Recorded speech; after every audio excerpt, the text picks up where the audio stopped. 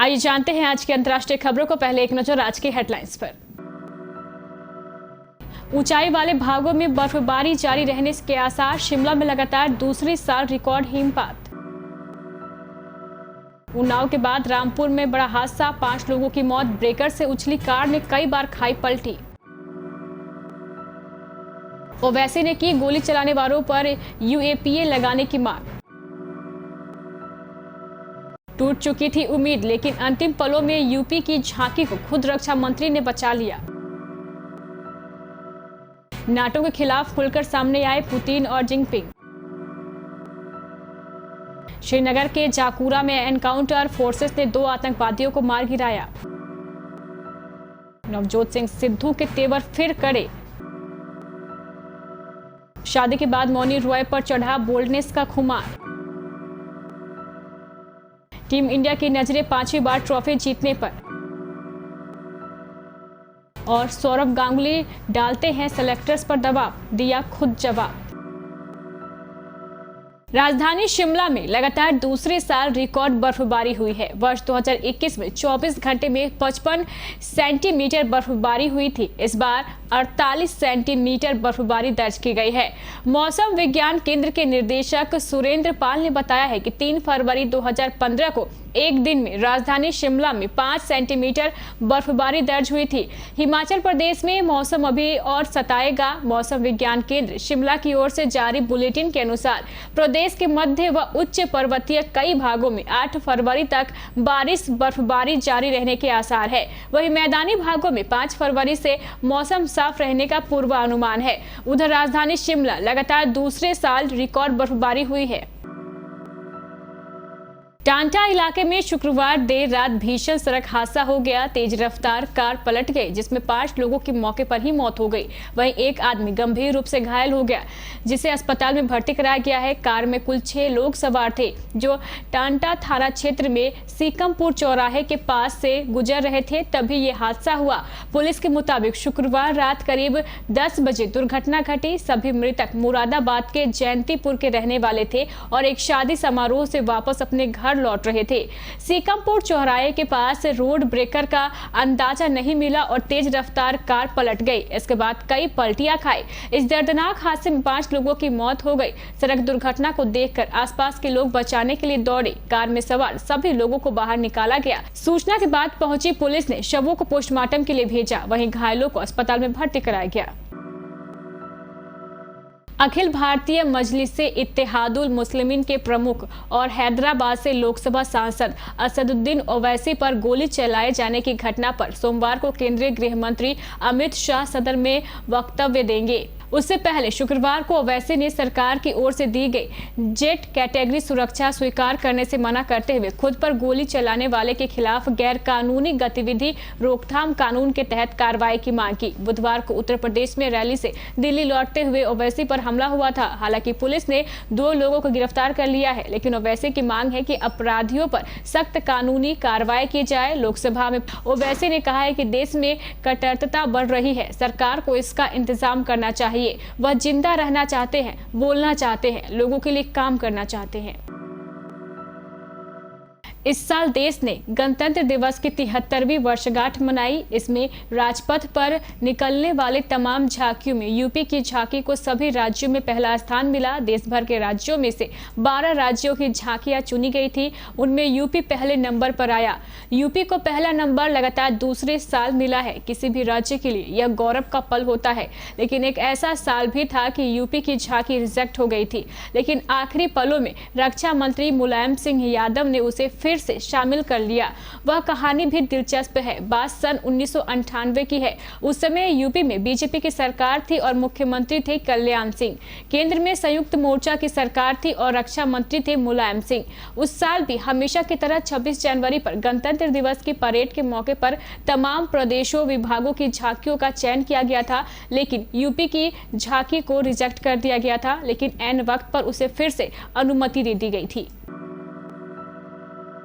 रूसी राष्ट्रपति Vladimir Putin और चीनी राष्ट्रपति शी जिनपिंग ने शुक्रवार को बीजिंग ओलंपिक से इतर एक बैठक में नाटो से अपना विस्तार रोकने का आह्वान किया।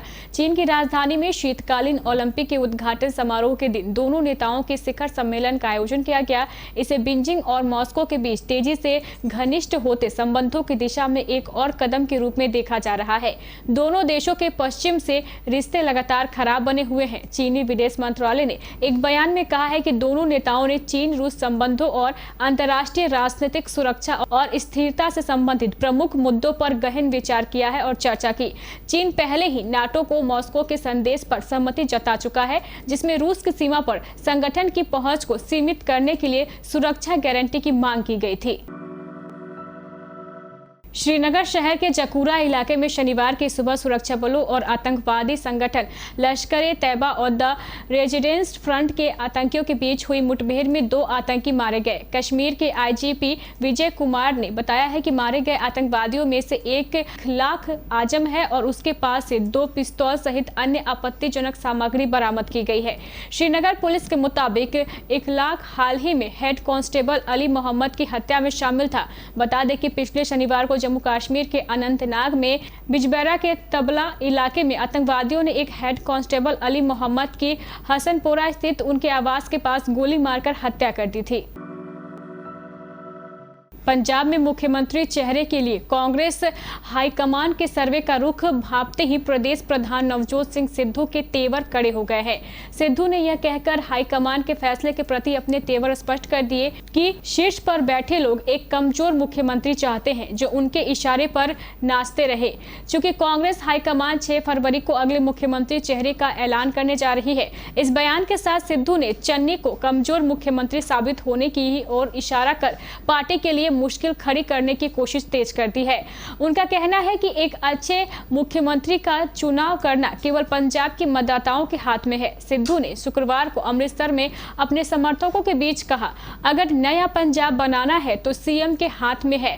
आपको इस बार सीएम चुनना है। ऊपर वाले को एक कमजोर सीएम चाहिए जो उनकी धुन पर नाच सके। क्या आपको ऐसा सीएम चाहिए? टीवी के बाद अब बॉलीवुड की ओर रुख करने वाली मौनी रॉय पिछले कुछ समय से लगातार लाइमलाइट का हिस्सा बनी हुई है। नागिन फेम मौनी ने हाल ही में अपने लॉन्ग टाइम बॉयफ्रेंड सूरज नाबिरिया के साथ 7 फेरे ले लिए। इसी कारण वह इन दिनों हर जगह सोशल मीडिया साइट्स पर छाई हुई है। फिलहाल मौनी अपनी मैरिड लाइफ एंजॉय कर रही है। इसी बीच मौनी अब एक बार फिर से अपने एक पोस्ट के कारण सुर्खियां बटोर रही है। हाल ही में एक्ट्रेस ने अपने इंस्टाग्राम पेज पर कुछ तस्वीरें शेयर की है जिसमें वह सुकून भरे पल बिताती नजर आ रही है। इन फोटोज में मौनी बेहद ग्लैमरस और स्टनिंग दिखाई दे रही है। शादी के बाद नई नवेली दुल्हन का ये बोल्ड अवतार उनके चाहने वालों को खूब पसंद आ रहा है। अंडर 19 विश्व कप के फाइनल में टीम इंडिया का सामना इंग्लैंड से होना है। 4 खिताब जीत चुकी भारतीय टीम अंडर 19 वर्ल्ड कप इतिहास की सबसे कामयाब टीम है। इंग्लैंड के खिलाफ शनिवार को फाइनल में यश धुल की अगुवाई में टीम इस दबदबे पर फिर से मुहर लगाने की कोशिश करेगी। नॉर्थ साउथ के सर विवियन रिचर्ड स्टेडियम में भारतीय समय अनुसार आज शाम 6:30 बजे से ये मुकाबला खेला जाएगा। भारत की नजरें रिकॉर्ड 5वें खिताब पर है और मौजूदा फॉर्म को देखते हुए यह मुश्किल भी नहीं लग रहा है। उधर दूसरी ओर इंग्लैंड का इरादा भी इतिहास रचने का है। ऐसे में दोनों टीमों के बीच यह मुकाबला रोमांचक होने की उम्मीद है। भारत ने 2000, 2008, 2012 और 2018 में खिताब पर कब्जा जमाया था। पूर्व कप्तान सौरभ गांगुली पिछले करीब 2 साल से भारतीय क्रिकेट कंट्रोल बोर्ड के अध्यक्ष के तौर पर जिम्मेदारी संभाल रहे हैं।